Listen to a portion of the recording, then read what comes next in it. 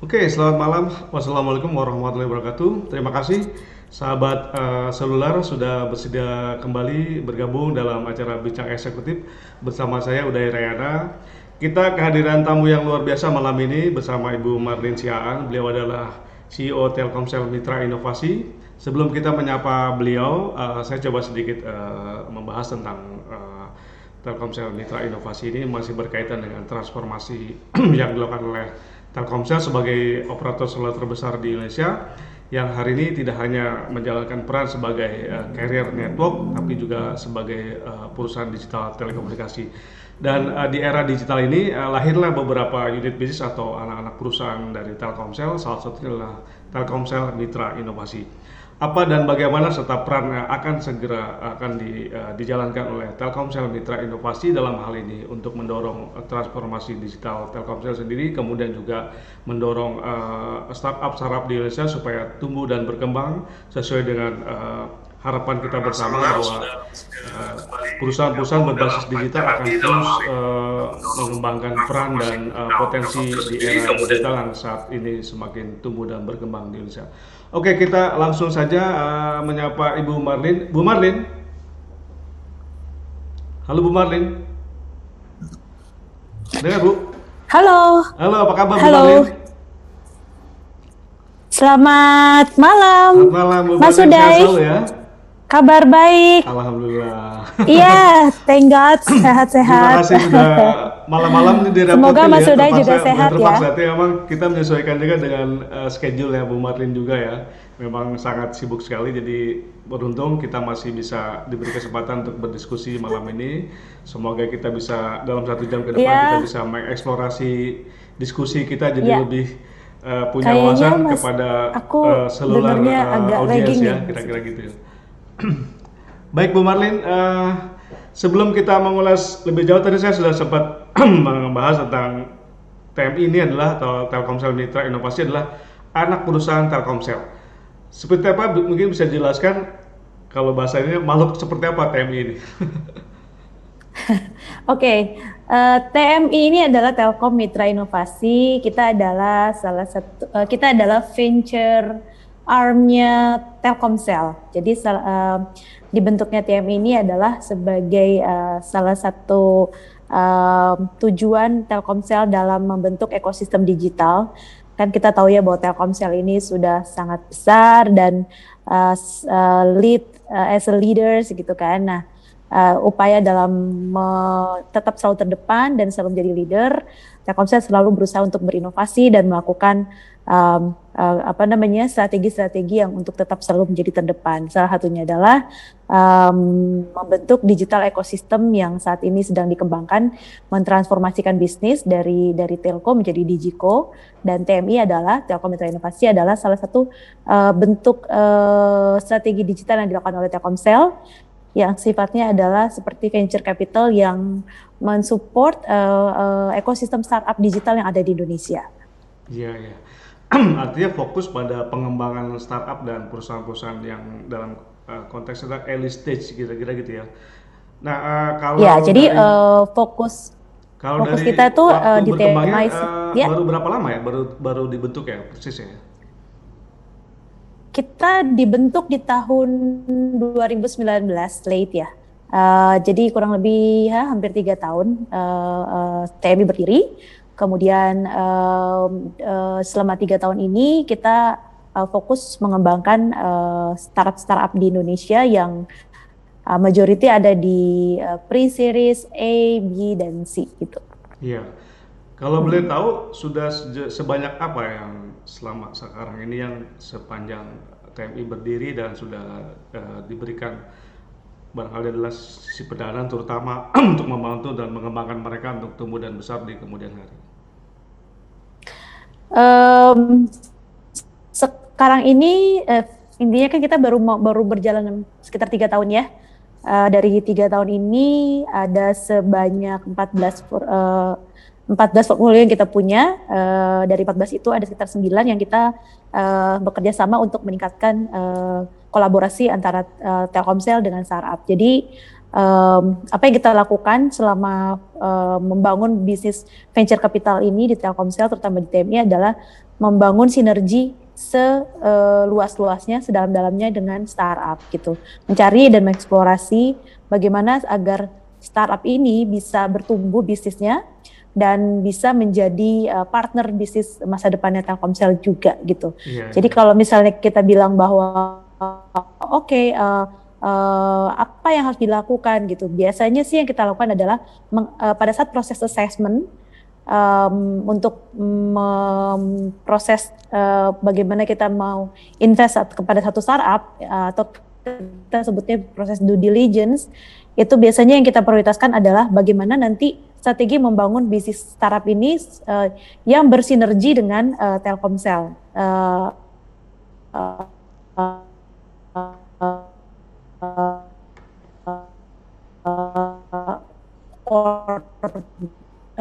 Kita gitu contoh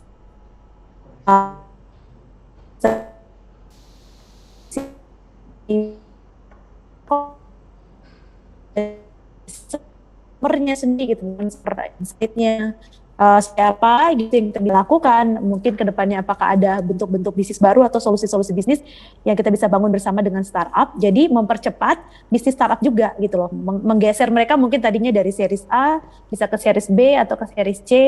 Jadi intinya adalah gimana caranya kita mensupport startup beyond investment yang kita lakukan dalam bentuk financial, tapi juga dalam bentuk sinergi value creation-nya itu seperti apa gitu. Yang biasanya kita akan bicarakan dengan startup secara mendalam gitu, dan mendapatkan value-value apa yang kita bisa bangun bersama gitu. Ya, berarti tidak lepas dari rencana bisnis ke depan sendiri Telkom yang dalam hal ini adalah untuk mentransform digital company itu sendiri, kemudian bagaimana ekosistem ini terbentuk. Kira-kira gitu Bu Marlin ya? Iya, benar. Jadi kita melihatnya adalah pasti akan ada ekosistem digital startup yang akan menjadi potensi bisnis masa depan Telkomsel juga kan gitu. Nah dari situ kita akan lihat bagaimana kita bisa sama-sama support startup ini juga. Kalau yang sekarang yang kita lakukan adalah kita coba mapping gitu dari sisi Telkomsel, kita punya consumer insight yang very strong.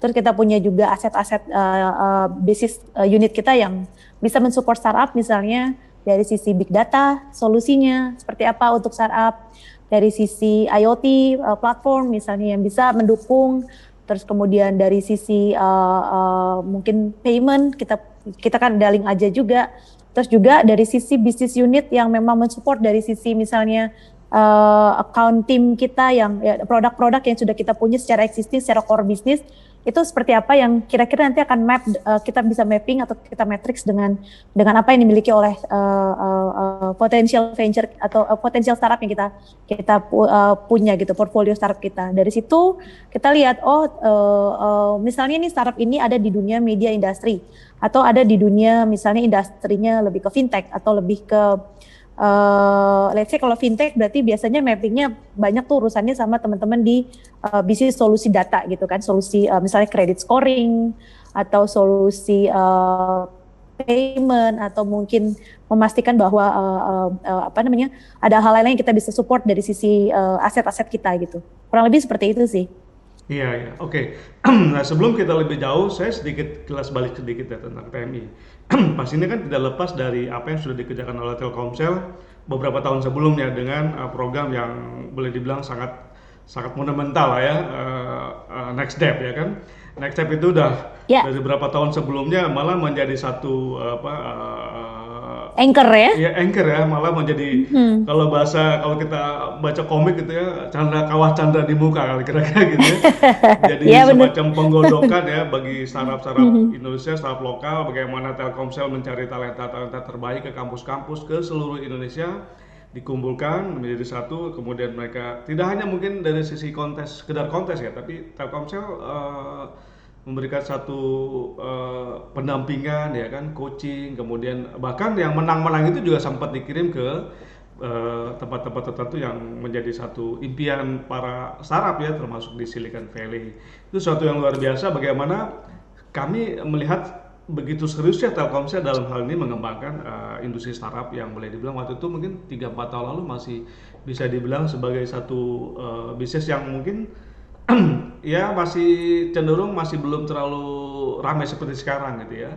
Kita juga tetap tahu bahwa perkembangan dimulai dengan keberhasilan beberapa startup-startup lokal seperti Gojek, Tokopedia yang hari ini sudah menjadi unicorn gitu ya. Nah, bagaimana Bu Marlin melihat keterkaitan TMI dengan apa yang sudah digarap Telkomsel sebelumnya melalui program Next Step itu, Bu Marlin? Eh, jadi gini, program Next Dev yang sudah dilakukan oleh Telkomsel itu juga merupakan rangkaian dari Telkomsel membangun sebuah ekosistem digital tadi. Jadi kalau Next Dev itu kan sebenarnya lebih ke very very early, the way how we support startup in a very early program gitu kan ya. Kalau di kacamata investment, not even early stage gitu kan. Tapi kemudian dari situ sebenarnya ada satu program lagi sih namanya Think. Nah kalau di Think itu biasanya udah lebih digodok lagi nih dari Next Dev. Mungkin ada lagi satu lagi yang kita sebut satu program namanya Think. Di sini tuh biasanya yang programnya itu lebih kalau di kacamata investment tuh startup yang ada di situ tuh adalah startup yang masih very very early stage. Jadi seeds, early seeds atau pre-series ya. Adanya di Think biasanya. Nah dari situ tapi kita lihat kalau di startup di situ ada startup yang memang potensial dan memang mapping bisnisnya dan sinergi yang akan dibangun ke depannya itu akan lebih potensial lagi untuk kedua belah pihak, terutama buat startup itu sendiri. Mungkin aja dari Think itu kita akan invest juga di TMI akan ikutan invest di situ untuk masuk ke series berikutnya. Jadi kayak ketika sudah masuk ke pre-series A atau series A biasanya TMI akan ada di situ sebagai investor juga gitu loh.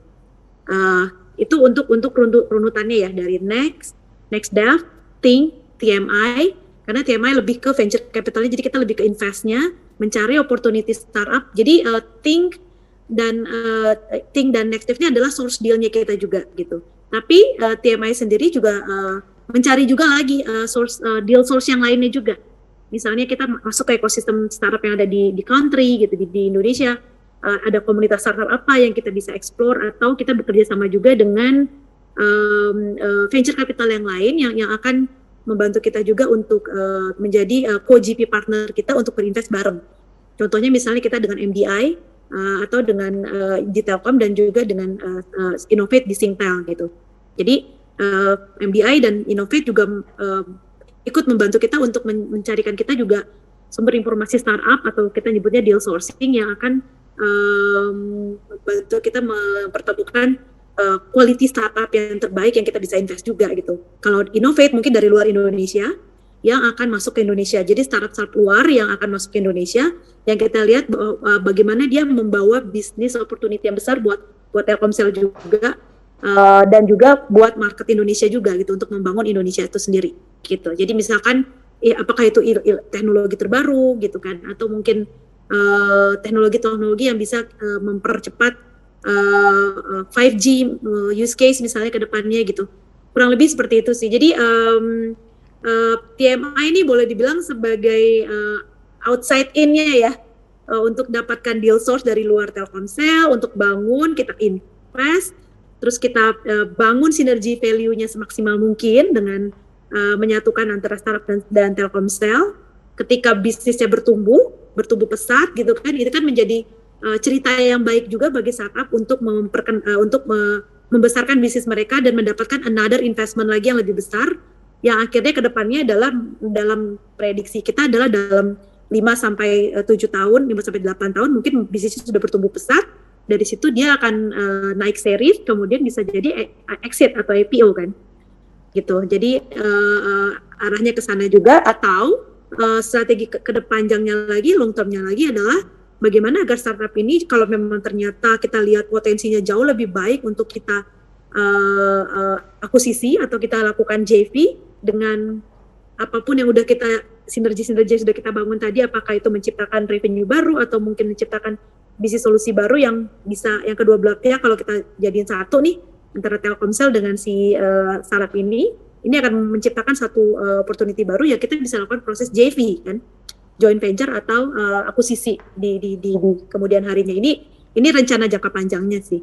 Itu jadi ekosistemnya tetap ini kan apa namanya dari ujung ke ujung gitu loh. Iya, iya. Oke. Sangat menarik ya penjelasan Bu Marlin ya, bahwa pada dasarnya ini bisnis yang sangat prospektif karena kita sudah melihat keberhasilan startup lokal ya, bahkan yang terakhir aja Bukalapak sudah IPO dan ternyata disambut sangat antusias oleh investor.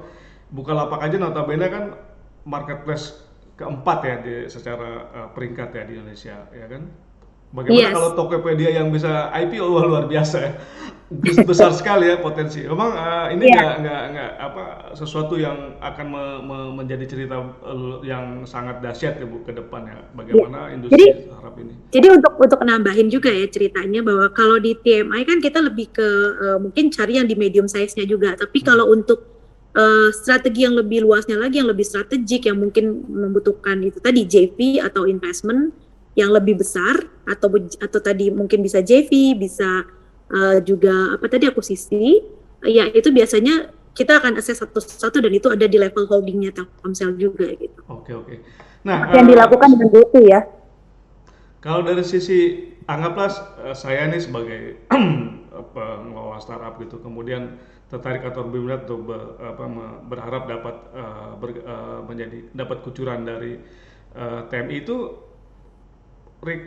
requirement seperti apa yang diterapkan oleh TMI untuk bisa memastikan bahwa perusahaan atau startup ini bisa layak untuk didanai dari awal dan kemudian bisa berkembang satu saat. Untuk di TMI sendiri, kita biasanya sih lebih fokus, kita lihat bahwa ini si startup ini valuasinya seperti apa gitu kan. Kemudian kita lihat juga bahwa dia ada di mana gitu. Biasanya kita akan lebih prefer ke startup yang udah ada di pre-series A, B, C lah gitu. Pre-series dan series A, B, C. Kenapa? Karena biasanya bentuk bisnisnya sudah mulai kelihatan. Jadi ketika kita match dengan bisnis unitnya Telkomsel, karena tadi ya kita bicara sinergi value creation kan, gitu. Jadi itu yang membantu untuk memudahkan nanti sinergi value creation-nya tercipta, gitu. Kalau dia terlalu early biasanya sih belum kelihatan dan ini akan sulit untuk membentuk value sinerginya supaya lebih dalam dan lebih punya potensi yang lebih besar lagi gitu.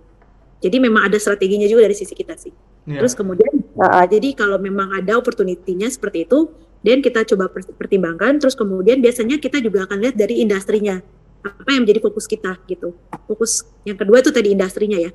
Fokus kita adalah satu, kita akan assess apakah dia ada di industri yang akan yang kita sedang fokus di situ gitu. Misalnya saat ini industri yang kita sedang fokus adalah yang memang mengedepankan consumer gitu ya. Salah satunya adalah media dan entertainment gitu. Terus kemudian jadi kalau misalnya startup ini ada di dunia itu, di sekitar industri itu yang membantu untuk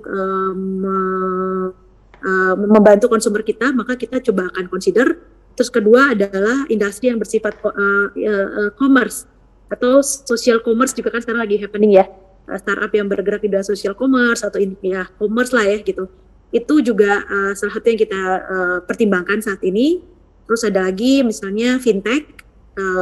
Itu juga salah satunya, bahkan salah satu dari startup kita yang bergerak di bidang fintech sekarang juga lagi sedang di-consider untuk bakal the next IPO di Nasdaq kan ya. Wow, luar biasa. Ini salah satu yang kita bakalan bersyukur gitu dengan fokus yang kita lakukan di fintech bahwa ternyata ini berhasil gitu. Kemudian yang selama pandemi ini sangat-sangat kelihatan menonjol itu adalah industri health tech dan juga edutech.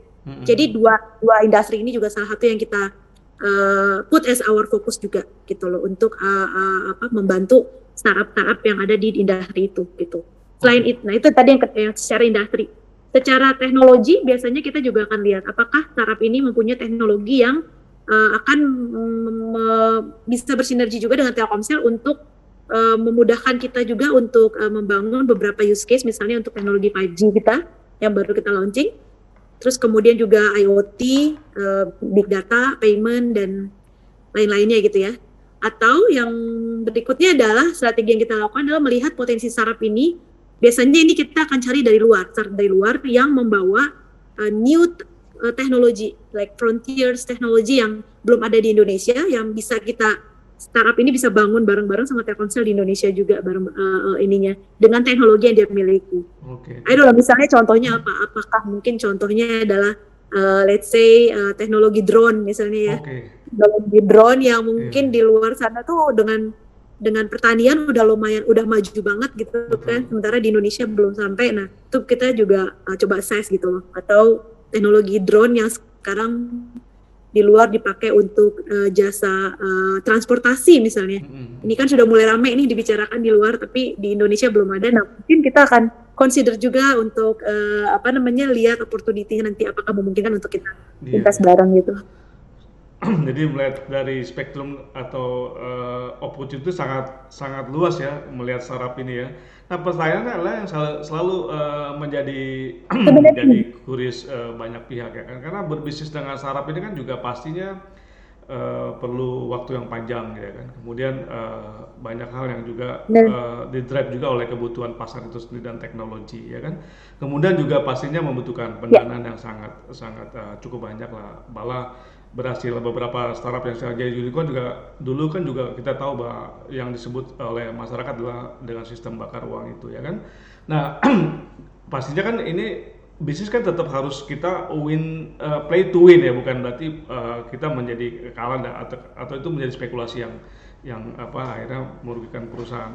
Nah tadi kan Bu Marian juga cerita bahwa tetap ada ada persyaratan-persyaratan penting yang stagingnya di mana bagaimana TMI bisa berinvestasi setelah melihat perusahaan itu sudah kelihatan ada bisnis yang berprospek ya kira-kira.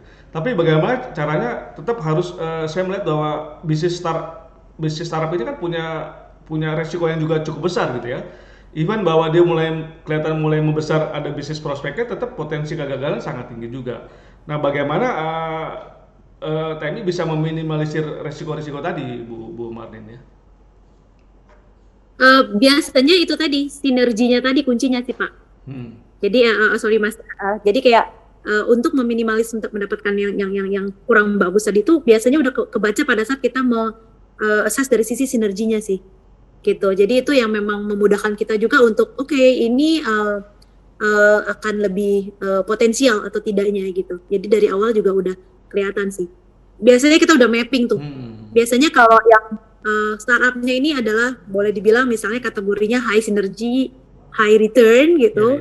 Nah itu bakal jadi fokus kita harusnya gitu. Tapi kalau misalnya kita lihat masih I don't know like if it is like a high synergy tapi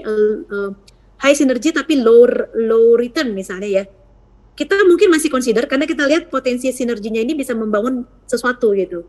Tapi kalau udah low synergy, low return ya biasanya kita akan paling enggak pada saat di staging tertentu kita akan take exit our share juga di situ gitu loh. Iya, oke. Jadi sudah kelihatan ya bagaimana secure-nya bisnis TEM ini juga bagaimanapun ini bisnis yang harus tetap melihat revenue dan retain ke depan yang berprospek untuk kemudian bisa memajukan Telkom dan Telkom Group kira-kira gitu ya Bu Marlina.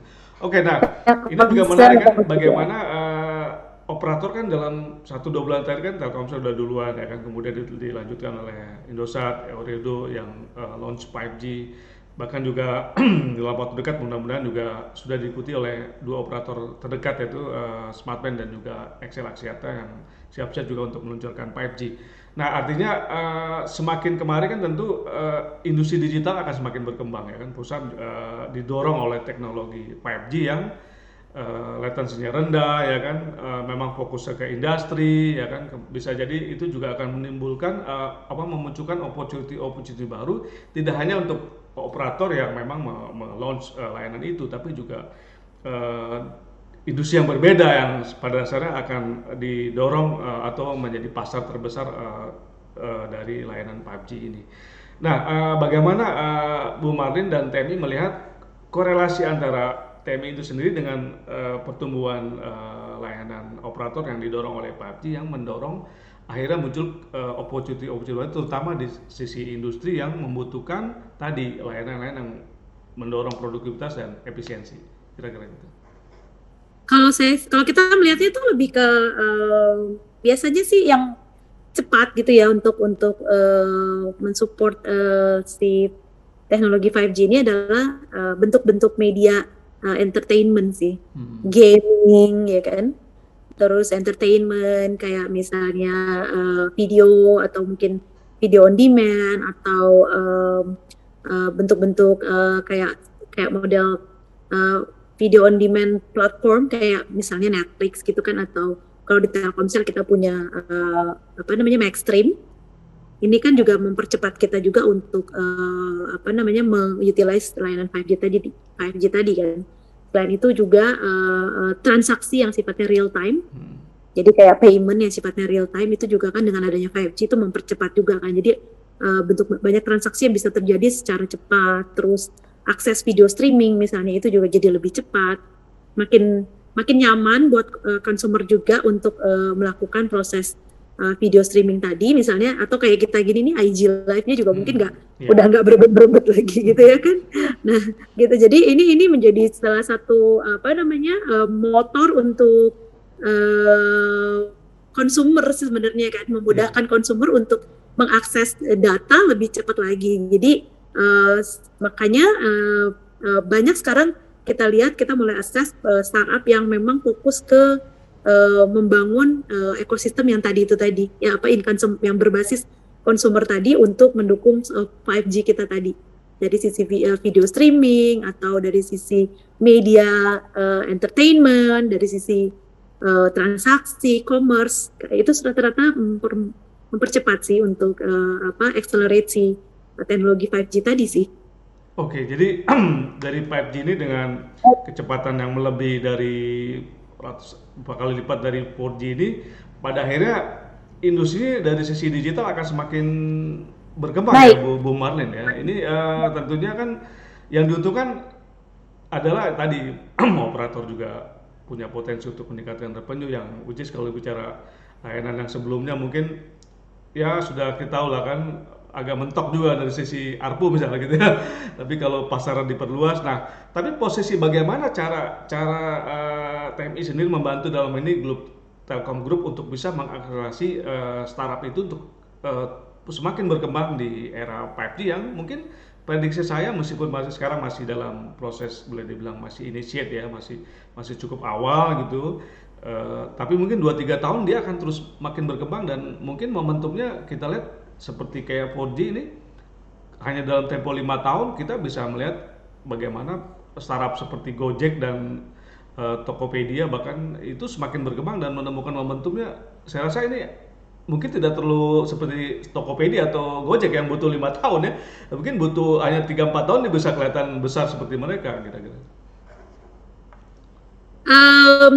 Selama coverage-nya kita juga bisa mengcover makin banyak, apalagi ke secondary city, ke area-area yang memang lebih rural lagi sih, harusnya ini lebih pesat lagi. Terutama di itu tadi ya, di industri seperti media entertainment, terus kemudian commerce, fintech, layanan transaksi lebih cepat gitu kan, health tech, edutech itu akan semakin bertumbuh. Jadi kedepannya juga akan banyak unicorn baru yang akan muncul dengan industri yang lebih variasi lagi. Kalau dulu kan mungkin dengan Gojek dan dengan dengan Gojek dan yang dengan e-commerce lainnya misalnya, tapi nanti kedepannya akan ada yang lain-lain dari sisi misalnya tadi kayak yang kita mau lihat adalah yang akan terdekat ini adalah ada Kredivo misalnya, akan lagi rame nih ya untuk the next-nya. Terus ada Bukalapak yang kemarin baru IPO gitu, the next-nya ada Kredivo. Terus kita lihat juga pertumbuhan pesat dari sisi logistik and shipping company, kayak di portfolio kita tuh kita punya si Cepat gitu. Itu kan juga sesuatu yang potensial gitu kan ya. Terus kita juga punya semacam portfolio kayak Halodoc, layanan telemedicine itu kan sekarang lagi happening banget selama pandemi. Betul. Gitu, dan transaksinya juga terjadi di dalam Halodoc itu sendiri gitu. Nah itu kan juga sangat-sangat kalau misalnya sekarang mungkin orang lebih nyaman untuk berkomunikasi dengan dokter yang ada di Halodoc dengan chatting gitu. Tapi kan sebenarnya ada layanan videonya, ada layanan kayak face to face telemedicine Video gitu conference kan. ya jadi ya. Video call-nya gitu. Nah, kalau ini udah lebih lancar lagi kan lebih mudah lagi kan. Jadi mempermudah juga untuk user ataupun pengguna internet untuk bisa berinteraksi hanya lewat platform Halodoc misalnya. Iya, iya. Atau kita punya salah satu yang kita invest adalah Privy ID. Privy ID ini adalah e-digital signatures. Gitu. Nah, ini juga salah satu yang kita lihat sangat potensial untuk mensupport si 5G ini gitu, teknologi 5G ini. Kenapa? Karena sekarang kan juga dengan banyaknya transformasi bisnis, segala satu transaksi bisa dilakukan dengan menggunakan e-digital signatures gitu kan. Dan ini verified. Ada ininya, ada proses e-KYC-nya gitu yang dilakukan oleh Privy ID gitu. Jadi ini juga potensial banget, bahkan ini bisa jadi the next digital identity gitu loh. Terus kemudian tadi saya bicara tentang Kredivo yang dengan kartu kredit online-nya ini aplikasi kredit online gitu ya. Yang mereka apply terus kalau dulu dengan bantuan Telkomsel itu bisa mempercepat mereka punya proses kredit scoring kan. Nah, nanti kalau misalnya oke, tinggal transaksi. Lalu kita fasilitasi lagi dengan payment model kayak misalnya pay later dan sebagainya. Nah, itu kan juga proses transaksi yang harus cepat gitu kan, supaya opportunity bisnisnya juga jalan gitu. Iya, oke. Nah, seperti itu sih yang aku bisa ceritakan dari sisi portfolio kita sendiri yang kita punya aja tuh seperti itu gitu. Kita lihat potensinya sebesar itu. Semakin berkembang malah ya Bu Marlin ya, dengan adanya pandemi sebenarnya malah makin mendorong ya untuk transformasi digital di tingkat masyarakat itu sendiri, di tingkat pengguna. Artinya quote unquote masyarakat dipaksa sebenarnya untuk lebih dengan aktivitas digital ini yang membuat mereka akhirnya menjadi kebiasaan baru, kira-kira seperti itu ya. Ya, Malah jadi semakin melek buntu, kan. ya.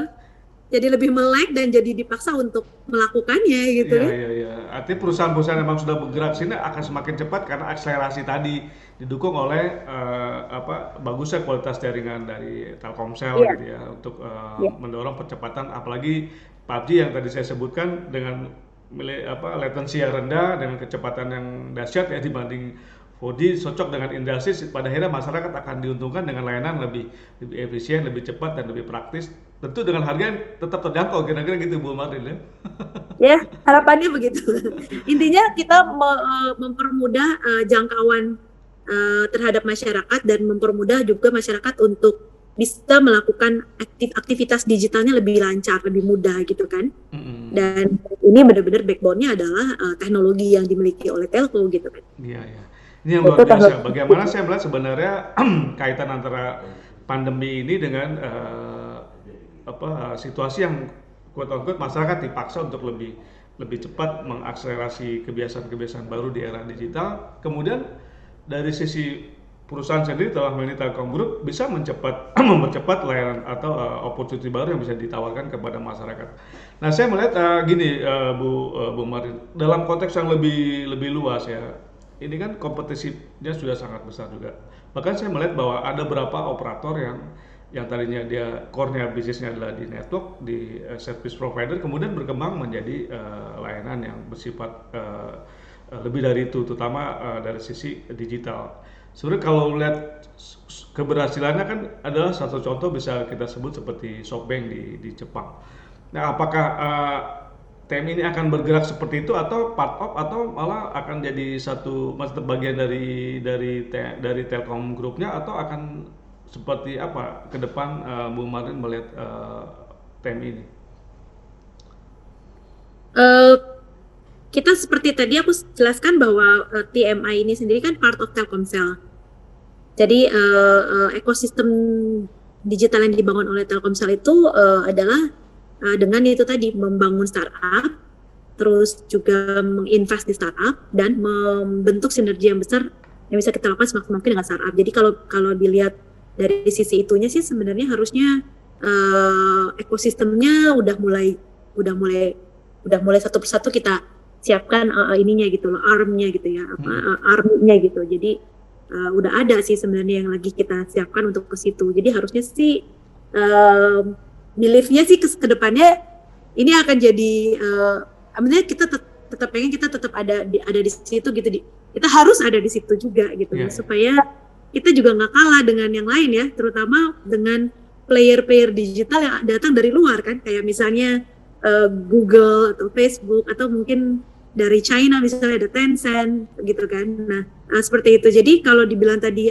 apakah TMI mau ada di mana ya, kita fungsinya adalah sebagai ininya gitu, apa namanya, katalisnya, kita yang dapatkan opportunity untuk mencari startup yang terbaik, lalu kita invest dan kita bangun startupnya. Dari situ baru kita lihat nanti ke depannya si startup ini akan lebih baik kemana nih arahnya. Either tadi mau kita bantu untuk supaya dia lebih cepat naik jadi series A ke atas gitu, atau IPO, atau ya kita kalau di IPO kan kita juga punya gain di situ kan, punya keuntungan juga. Atau kalau enggak ya ke depannya apakah memang dia memungkinkan untuk jadi the next big thing-nya Telkomsel, jadi bisa jadi kita akuisisi untuk jadi the next opportunity bisnis bagi Telkomsel juga gitu. Jadi pintunya ada di TMI sih, kita sebagai ininya gitu loh, gate-nya untuk mengakses ini dari awal, menghantarkan mereka menjadi lebih potensial lagi seperti apa untuk the next future Telkomsel bisnis ini secara digital bisnisnya ya. Betul. Artinya kalau kita bandingkan hari ini yang dilakukan Telkomsel dan Telkom Group sudah jauh melebihi yang dilakukan oleh operator lain di Indonesia yang masih berkutat pada bisnis core-nya itu sendiri. Artinya memang ini memang terkesan bahwa Telkomsel ada sedikit gambling juga ya kan, kita melihat bahwa bisnis startup juga memang butuh waktu yang cukup lama juga untuk bisa mengentas ya kan, bisa berkembang ya kan. Tapi kalau melihat dari opportunity kita bicara teknologi pada akhirnya memang tidak bisa istilahnya teknologi akan terus berkembang, berjalan dan terus akan menjadi satu keniscayaan.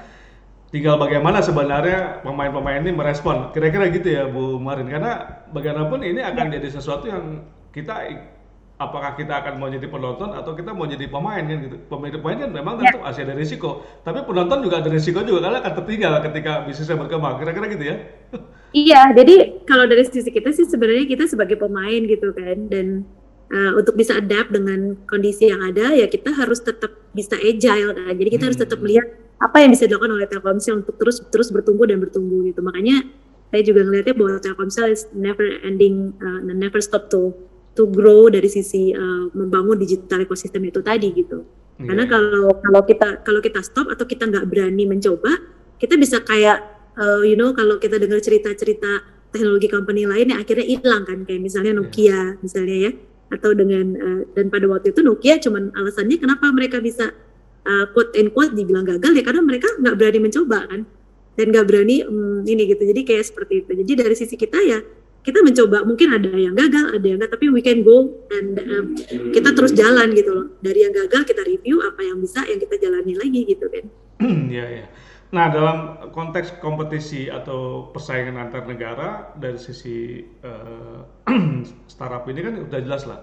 Hari ini ya kita harus tetap appreciate dengan Singapura yang terbesar dalam hal pendanaan, dalam hal juga mengembangkan startup. Bahkan yang ada hari ini dominasi startup di Indonesia itu juga pada saat juga banyak mereka mendapat pendanaan dari Singapura. Artinya memang ini sesuatu yang memang harusnya juga menjadi concern kita bersama ya Bu Martin. Dalam hal ini Telkom mengusung sebagai flagship carrier gitu kan, tapi ke depan adalah battle-nya bukan cuma di sini aja, bukan cuma di service provider ya, tapi battle-nya adalah di digital ecosystem itu sendiri kan gitu. Artinya ya kita nggak mau juga meskipun memang tetap ini investasi kita tetap terima ya dari negara-negara luar termasuk Singapura. Dreamnya kan sebenarnya ke situ juga ya kira-kira Bu Marin ya, supaya Indonesia juga ada venture capital yang besar seperti TMI juga yang memang akhirnya dikembangin oleh, karena ada di Indonesia juga pasarnya di Indonesia ya kan, pada akhirnya manfaat terbesar tetap akan dinikmati oleh Indonesia. Kira-kira seperti itu ya Bu Marin. Saya melihatnya ini sesuatu yang ini. Nah, tapi bagaimana mungkin Bu Marin bisa menambahkan dalam konteks persaingan itu sendiri dari negara untuk juga ke perusahaan gitu. Ini satu buat saya suatu pride company juga, pride country juga kira-kira gitu. Visinya sih seperti itu Pak, aku setuju banget. Jadi memang arahnya ke sana sih. Tapi memang kalau kita melihatnya sebenarnya Indonesia sendiri, it's really like a hub for every eye sekarang gitu ya. Mereka melihat kita itu tuh sebagai kayak Indonesia tuh dilirik banget sebenarnya untuk para investor di luar sana gitu kan. Kalau kita lihat ya median investment yang tadinya itu sekitar 4 juta gitu ya di Southeast Asia itu sekarang itu tahun 2019, tahun 2021 ini udah naik jadi 7 juta. Artinya apa? Artinya investor itu banyak banget yang melirik Asia, terutama Southeast Asia, dan di Southeast Asia sendiri itu yang paling dilirik itu ada sebenarnya Indonesia gitu. Indonesia sendiri juga median investmentnya juga sekarang udah sekitar 4,4 juta average gitu. Jadi memang apa namanya opportunity kita sangat besar, dan digital ekonomi Indonesia juga kan masih diprediksi bertumbuh menurut data Temasek dan Google itu di tahun 2025 masih sekitar 100 billion kan. Jadi kayak 125 billion kan. Iya, iya. Itu juga kan menjadi apa namanya apa istilahnya justifikasi atau mungkin as a key points dari kita bahwa hey apa namanya Indonesia ini punya potensi gitu. Nah, kalau misalnya memang potensinya ada, kita sebagai player di dalam harusnya juga believe dan positif gitu untuk bisa buktikan bahwa Indonesia juga bisa, apalagi startup Indonesia ya bisa juga terkenal di luar sana dan bisa go global gitu sih. Dan ini mungkin banget salah satunya yang akan yang kita dengar akan apa namanya go IPO ya sedang diassess di salah satu venture spec ya istilahnya kan venture spec ini mereka mengakses startup yang memang akan IPO gitu kan. Salah satunya adalah Kredivo kan.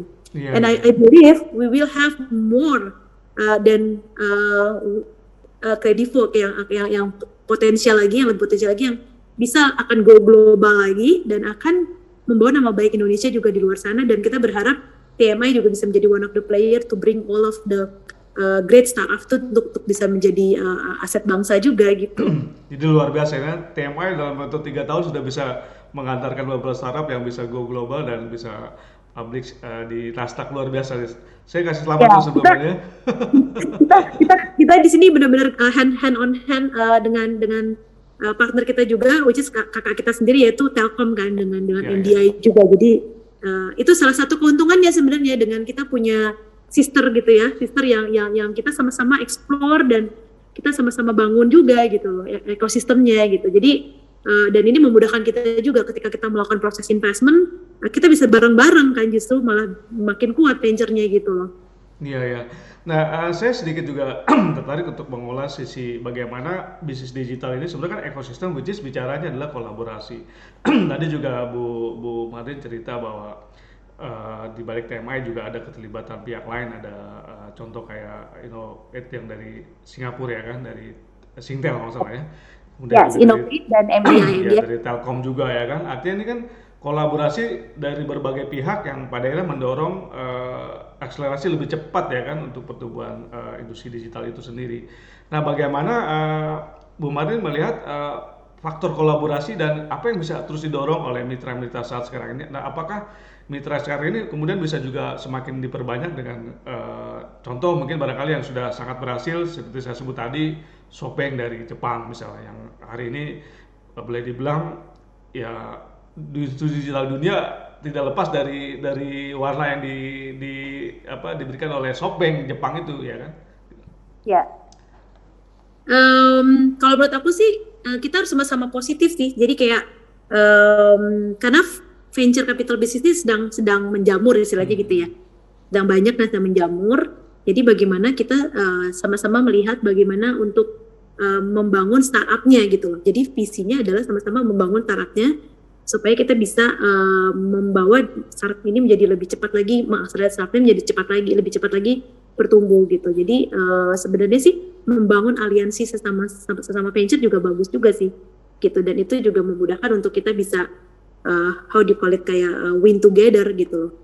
Sebenarnya ke situ. Nah, tapi memang harus dilihat kapasitasnya masing-masing gitu. Jadi kayak misalnya ada venture yang mungkin lebih strong di retail atau mungkin lebih strong di fintech gitu. Kalau kita mungkin telco akan lebih banyak bermain di aset-aset telco tadi. Nah, itu yang mungkin kita akan lebih baik fokus ke area itu sehingga bisa mendalami startup yang memang strong di area itu juga gitu. Oke. Jadi harus punya kapabilitas dan value creation masing-masing gitu. Jadi setiap venture itu menurut aku harus membangun apa mereka punya value creation yang mereka bisa berikan kepada startup juga gitu. Jadi startupnya juga tidak hanya sekedar mendapatkan opportunity finansial atau modal venture-nya aja, tapi juga bisa dapatkan nilai lebih value-nya apa untuk mengakselerate startup itu bisa lebih bertumbuh cepat gitu kan. Oke. Nah, sekarang saya ingin juga membahas sisi lain yang tidak kalah penting ya kan, bahwa bagaimanapun bisnis kan tetap ada kaitan dengan government itu sendiri ya kan, concern pemerintah dalam hal ini ya kan, karena sebagai stakeholder malah pemerintah juga punya peranan penting untuk mendorong tadi akselerasi industri digital Indonesia. Kalau Bu Marin melihat seperti apa sampai sejauh ini pemerintah dalam hal ini memposisikan kemudian juga berusaha untuk menjadi satu pihak yang positif untuk terus mendorong pertumbuhan industri startup lokal. Kalau aku melihatnya pemerintah itu sekarang kayak mungkin memberikan kesempatan semaksimal mungkin untuk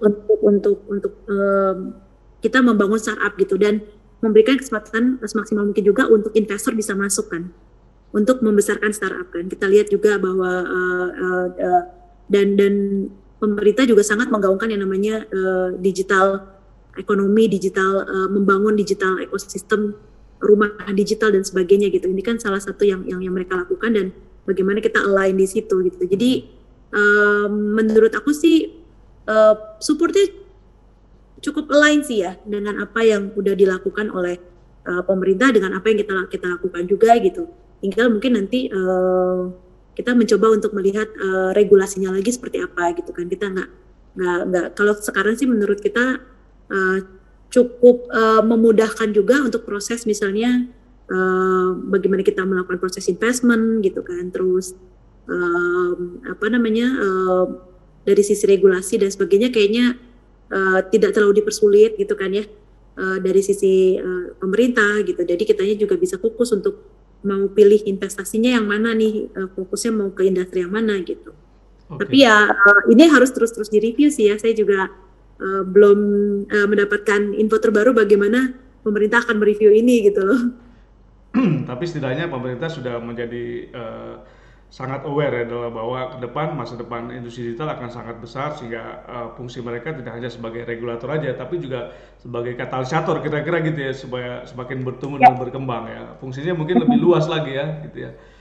Ya makanya karena mereka mungkin aku merasa menurut aku sih pemerintah sangat sadar bahwa Indonesia ini saat ini menjadi center gitu kan, center hubnya investor juga gitu. Jadi harusnya sih ini yang memang akan jadi opportunity. Jadi opportunity itu harus dimanfaatkan juga kan gitu. Iya, artinya dengan regulasi yang cenderung lebih pro pasar gitu ya, disebut market pro kira-kira gitu ya. Jadi supaya tidak kelihatan bahwa akhirnya malah yang terjadi adalah hambatan-hambatan di sana sini. Dan kita ketahui juga Pak Jokowi kan juga selalu campaign soal kemudahan untuk berinvestasi. Artinya mungkin regulasi yang cocok diterapkan di industri ini adalah mungkin lebih, kalau bahasanya Pak Rudiantara Menkominfo sebelum sebutnya like regulation gitu ya, lebih ringan lah, tidak seperti, karena memang unsur dari resikonya juga sangat besar juga. Artinya memang potensinya memang butuh waktu juga untuk bisa berkembang, sehingga kalau awal-awal udah langsung dibuat aturan yang lebih rigid ya akan sulit untuk berkembang juga ya Bu Marin ya, kira-kira gitu ya.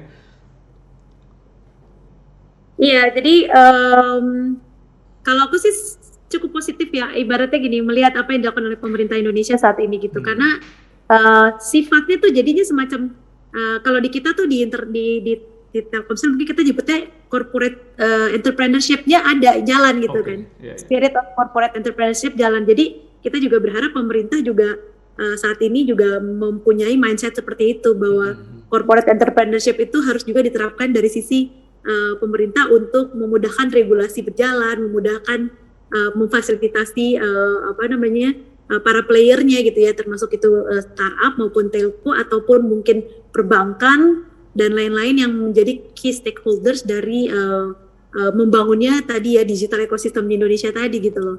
Karena dan kita itu sebenarnya kan itu tadi, kalau kalau kita besar sebenarnya kita juga nggak kalah sama China kan gitu. Betul, betul, Dan betul. kalau kita nanti besar juga kita bisa another country yang akan to be big di Southeast Asia sebenarnya kan. At least di Southeast Asia kita yang paling potensi sebenarnya gitu. Betul, betul. Sangat setuju, Bu Marlin. Tadi juga dia cerita bahwa Indonesia ini menjadi seksi lah dengan keberhasilan beberapa unicorn yang sekarang ada di udah bisa menjadi kebanggaan kita, itu jadi satu proven ya kan, bisnis yang proven bahwa ke depan akan tumbuh, akan muncul kembali unicorn baru yang mungkin di dalam atau kategori yang berbeda, di industri yang berbeda.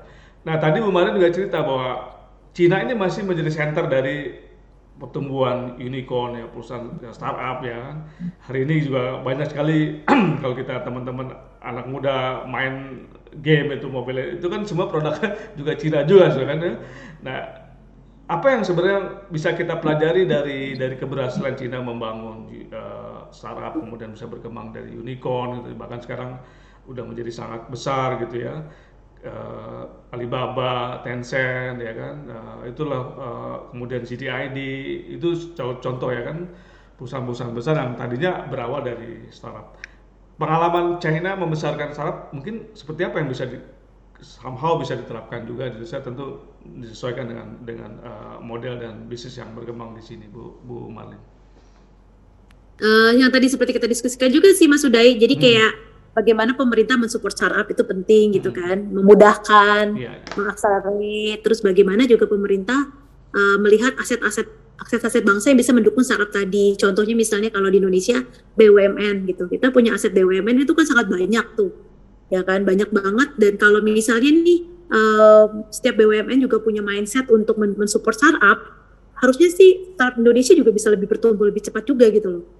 Bayangkan di Indonesia tuh BUMN ada berapa banyak gitu kan, nggak cuma Telkomsel, ada Telkom, ada perbankan, ada Bank Mandiri, BNI dan sebagainya gitu. Itu juga merupakan kalau misalnya kita semua dari aset BUMN aja dulu, belum lagi yang lain-lain misalnya swasta dan sebagainya gitu yang akan ibarat didorong terus oleh pemerintah. Sebenarnya sih menurut aku kuncinya adalah kalau di China itu memang pemerintahnya sangat mendorong dan sangat memudahkan gitu. Jadi kayak seperti itu sih. Jadi kalau kita ngeliatnya ya kalau bicara aset dan anak bangsa, Indonesia nggak kalah sebenarnya gitu. Kita punya startup bagus-bagus juga gitu. Tapi kan sebenarnya bagaimana mau setiap kayak TMS sendiri aja punya limitasi kan untuk mensortir dengan tim kita yang ada sekarang untuk mensortir startup yang bagus-bagus tuh tiap hari kita harus kita punya dari yang kemarin tadi kita ada sekitar 800 startup yang kita harus sortir gitu kan sampai kita bisa menelurkan 14 startup gitu, karena itu prosesnya sangat-sangat ketat juga gitu kan. Tapi memang idenya tuh udah bagus-bagus. Jadi mungkin juga butuh juga player-player yang mungkin yang lebih ke very early stage-nya untuk membantu di situ gitu loh. Supaya bisa mendorong lebih banyak lagi gitu kan, atau butuh misalnya orang-orang atau yang trainer-trainer yang memang bagaimana membantu untuk bisa entrepreneur ini mendorong mereka biar mereka juga lebih bertumbuh lagi gitu kan. Itu yang sudah dilakukan oleh Telkomsel juga, tapi kan mungkin masih banyak army yang dimiliki atau aset-aset yang dimiliki negara kita ini untuk mendorong ekosistem untuk membangun startup tadi gitu kan, menciptakan misalnya trainer startup atau yang pokoknya membuat kayak training entrepreneurship untuk para startup misalnya, supaya mereka juga believe dengan bisnisnya dan tahu gimana sih membesarkan bisnisnya. Mungkin itu juga perlu dilakukan juga sih oleh banyak pihak ya, nggak cuma di kita gitu kan. Iya. Jadi pemerintah juga melakukan itu gitu. Ini semakin kalau bicara tadi ekosistem kan juga pada daerah ada yang expertnya di mana ya kan, bidang apa yang bisa saling membantu untuk lebih mempercepat akselerasi tadi. Artinya yang dilakukan TM ini bagian dari yang sangat penting, tapi mungkin juga butuh dukungan dari berbagai pihak lain yang punya concern yang sama untuk bisa mendorong tumbuh dan berkembangnya startup. Kira-kira gitu ya Bu Marlin ya? Ya, dengan kapasitas dan dengan kemampuan masing-masing juga gitu kan. Betul, mungkin ya. Dari sisi perbankan, saat ini saya tahu di beberapa perbankan juga sudah punya kayak venture capital juga gitu kan, corporate venture capital kayak di Bank Mandiri gitu kan, BRI gitu. Nah, dengan kapasitas mereka juga dan kemampuan mereka juga untuk membesarkan startup-startup juga gitu. Jadi masing-masing punya kekuatan untuk yuk bangun sama-sama. Jadi kayak maju sama-sama Betul, yuk gitu betul, loh. betul. Ada kesadaran kolektif kira-kira gitu ya. Nah, Ya. saya ingin melihat juga ini kan sudah kita selesaikan di tengah tahun pertama, kemudian kita mulai akan masuk juga di akhir tahun ya kan. Artinya bahwa sudah ada target-target yang mungkin tercapai atau mungkin yang kita perlu dorong lagi di akhir tahun ya kan. Kemudian juga dalam target jangka panjangnya tentu perusahaan termasuk TMI sudah mendescribe itu kan. Nah, kalau sampai tengah tahun sampai nanti target akhir tahun seperti apa yang sudah dicapai dan mungkin akan diharapkan untuk dicapai di akhir tahun nih Bu Bali, dan ke depan akan bagaimana juga rupa dan wajah dari TMI sendiri. Oke, kalau mungkin lebih ke ini kali ya, bicara target atau mungkin kita nyebutnya mungkin lebih ke goal gitu Iya, kali ya. iya, betul. OKR kalau di korporasi itu ada istilahnya OKR gitu dan Iya, iya. objektif key resultnya gitu. Nah, yang pasti kita biasanya bikin kayak jangka pendek, jangka menengah sama jangka panjang lah ya gitu. Yang pasti adalah untuk jangka pendeknya adalah kita benar-benar pengen, karena ini kita masih baru 3 tahun gitu ya, masih belum banyak yang tahu apa itu TMI gitu loh. Dan masih banyak juga yang belum tahu apa yang bisa dilakukan oleh TMI untuk membantu startup. Jadi yang paling kita kayak sekarang nih, terima kasih banget buat Cellular ID gitu ya, dengan Mas Uday di sini ajak kita ngobrol gitu ya. Kita ingin menceritakan juga sebanyak-banyaknya kepada halayak bahwa TMI ini adalah salah satu corporate venture capital Telkomsel yang bisa membantu startup juga, selain untuk memberikan pendanaan tapi juga membantu bisnisnya startup gitu. Jadi kita saat ini lagi banyak bercerita dan menggaungkan itu kepada masyarakat bahwa startup ini dengan TMI startup akan kita bangun dan mempunyai value creation yang semaksimal mungkin gitu. Kita bisa lakukan dengan berkolaborasi dengan Telkomsel. Jangka pendek kita adalah saat ini seperti itu. Jadi benar-benar menyuarakan itu dulu lah gitu, supaya makin banyak startup tahu apa kelebihannya TMI gitu. Jadi karena kan startup tuh taunya mungkin kalau mau diinvest harus dengan Sequoia, harus dengan apalagi SoftBank gitu kan. Padahal dengan TMI juga kita bisa do something gitu loh, yang bisa membesarkan startup gitu. Itu satu ya, jangka pendeknya ya. Saya memang pengen banget. Saya baru 2 bulan nih di appointed menjadi CEO-nya TMI, dan saya lihat aset ini nih harus terus digaungkan gitu loh. Supaya banyak yang ngerti dan paham TMI itu playing-nya as value creation-nya seperti apa. Terus yang kedua adalah jangka menengahnya lah ya. Kita bicara jangka menengahnya. Intinya benar-benar kita mau bangun sinergi bisnis dengan startup tadi.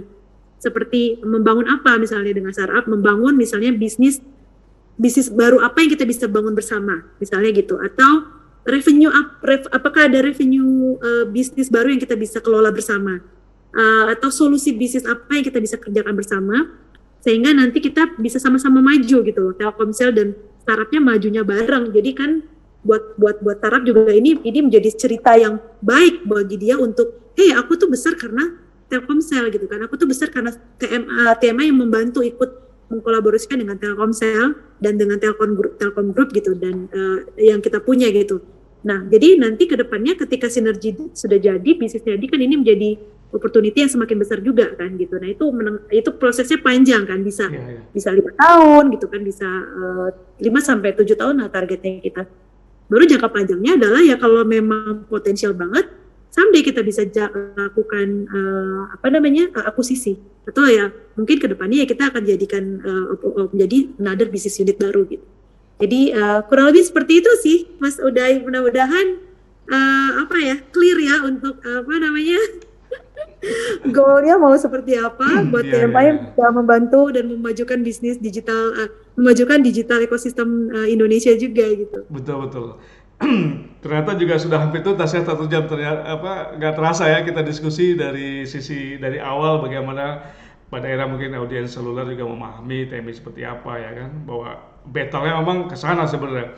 Kita juga tidak pernah tahu seperti apa bisnis ini akan bergerak ya, tapi bahwa teknologi adalah sebuah keniscayaan ya kan, persoalannya adalah sebagai perusahaan teknologi ini pilihannya cuma satu, nyemplung atau tidak nyemplung kan. Tidak nyemplung juga jadi penonton doang juga akan menjadi merugikan juga satu saat, karena tadi Bu Marin cerita ya kan, even perusahaan sebesar ini juga banyak yang tumbang ya, Nokia, Yahoo ya kan, itu sangat luar biasa. Bahkan pada dasarnya mereka bukan tidak paham, tapi teknologinya mereka tadi itu kan, nanti ini tidak terlalu kepedean dengan tetap itu kan, dengan bisa lama sebelumnya ya kan, bahwa pada akhirnya yang ke depan ini sebenarnya yang akan tumbuh kan. Kita sudah melihat sukses success story-nya juga sudah cukup banyak kan, di luar, di China, di Amerika, di Eropa, dan hanya persoalan waktu. Dan sekarang kita sudah mulai merintis beberapa yang sudah sukses, itu yang menjadi satu rujukan bagi kita sendiri. Dan kemudian juga saya melihat juga, saya sangat appreciate sekali Telkom dan Telkom Group, Telkomsel untuk sudah memulai merintis satu bisnis baru yang menjadi satu vehicle ya kan, ke depan bagi Telkomsel itu sendiri, yang akan mendapatkan satu potensi revenue yang tidak terbatas juga pada akhirnya. Karena kalau cuma mengandalkan revenue yang ada di core juga akan terbatas juga pada akhirnya, karena memang pemainnya industri operator kan seperti ya Bu Marin ya gitu kan. Nah, sebelum kita tuntaskan, kalau Bu Marin bagaimana melihat satu jawaban pertanyaan dari saya adalah, Telkomsel sendiri dengan TMI itu somehow sinergitasnya yang perlu dipertajam seperti apa, supaya tadi Bu Marin cerita bahwa Telkomsel memberikan kesempatan untuk big data ya kan, AI dan segala macamnya, kemudian TMI juga sebagai arm-nya juga akan memberikan satu dorongan besar untuk pertumbuhan perusahaan di masa depan yang pastinya akan sangat bagus sekali buat operator seperti Telkomsel. Pertanyaan spesifiknya mungkin lebih ke gimana nih Mas? Ya, Lebih ke artinya bagaimana? sinergitas itu akan seperti apa? Karena kan ini masih dalam bentuk anak perusahaan ya kan. Somehow sih nggak tahu apakah nanti TMI juga nanti ke depan akan jadi satu entitas bisnis sendiri yang mungkin terpisah gitu kan, Oh, yang pada saat akhirnya ini dia kita saling saat ini kita sudah menjadi entitas bisnis tersendiri sih.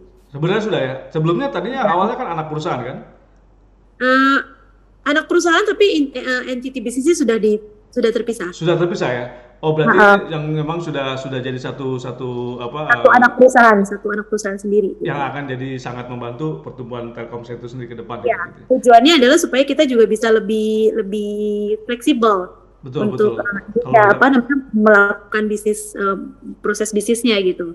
Kalau kita jadi kita juga fokus untuk mengembangkan bisnis venture capitalnya kan gitu. Bahwa kita punya Telkomsel as a backbone untuk mengkoneksikan startup dan Telkomsel untuk membuat si fungsi sinergi tadi jalan, itu adalah unique value creation yang kita punya di TMI gitu. Tapi secara apa namanya, secara entity kita sebenarnya sudah menjadi anak perusahaan sendiri sih gitu. Jadi kita berharap, kalau tadi kata kuncinya adalah sinergi, ya yang kita lakukan saat ini adalah ya benar-benar mengedepankan sinergi sebagai bisnis service kita kepada startup gitu, supaya apa namanya, Telkomsel sendiri juga kita bisa selain bisa membesarkan Telkomsel dengan bisnis venture capital kita juga bisa membesarkan startup itu sejalan dengan sinergi yang dibutuhkan oleh Telkomsel gitu. artinya jadi lebih lincah sekarang ini ya, udah lebih fokus pada bidang masing-masing ya.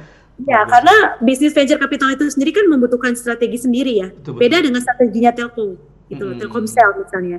Jadi kita memang berkacamata melakukan proses bisnis berkiblat dengan bisnis venture capital Iya, gitu. iya. Kita juga mementingkan yang namanya valuasi gitu kan, nanti money multiple-nya, terus strategi exit-nya mau kayak gimana gitu. Itu ada di kita KPI-nya gitu. Tapi selain itu kita juga punya KPI lain, itu sinergi yang akan kita bangun tadi Iya, iya. dengan Telkomsel gitu. Betul-betul. Memang model bisnis memang sangat berbeda, sehingga pada akhirnya approach-nya juga sangat berbeda dari yang induk usahanya sendiri ya gitu ya. Baik, Itu juga. Bung Martin, terima kasih atas waktu dan kesempatannya. Saya atas nama kru Telkomsel sekali lagi atas waktu dan kesempatan, kita sudah berdiskusi hampir 1 jam lebih. Diskusi kita semoga memberikan satu pencerahan buat audiens, buat teman-teman seluler, sehingga akhirnya bisa memahami bahwa ke depan bahwa industri digital ini akan semakin semarak dengan kehadiran TMI, Telkomsel Mitra Inovasi, yang sudah siap sebenarnya membantu juga pertumbuhan dari seluruh startup-startup yang berpotensi tumbuh dan berkembang di Indonesia. Kira-kira gitu ya Bu Marlin ya. Terima kasih Bu Terima Marlin. kasih juga atas kesempatannya ya untuk Mas Uday dan tim Cellular ID untuk mengundang dan berbicara dan sharing dengan TMI tim di sini. Mudah-mudahan selalu sehat dan Amin. semoga selalu lancar bisnisnya. Amin. Terima kasih Bu Marlin. Selamat malam. Sama-sama Terima kasih ya. atas waktu. Mohon maaf bila ada kekurangan. Hatur nuhun. Ya, terima kasih. Mohon maaf juga kalau ada yang kurang-kurang dari kita. Stay healthy, sehat selalu Siap, ya, oke. Mas Uday. Oke. Baik, teman seluler, tadi sudah kita tuntaskan diskusi dengan Bu Marlin Siaan. Beliau adalah CEO dari Telkomsel Mitra Inovasi. Kita berharap bahwa industri ini akan terus berkembang, semakin bagus di masa depan karena memang teknologi akan terus berkembang juga dan ini adalah satu keniscayaan. Kami sebagai media pasti akan terus support teman-teman yang terus melihat opportunity yang seperti dilakukan oleh Telkomsel Mitra Inovasi. Oke, wassalamualaikum warahmatullahi wabarakatuh.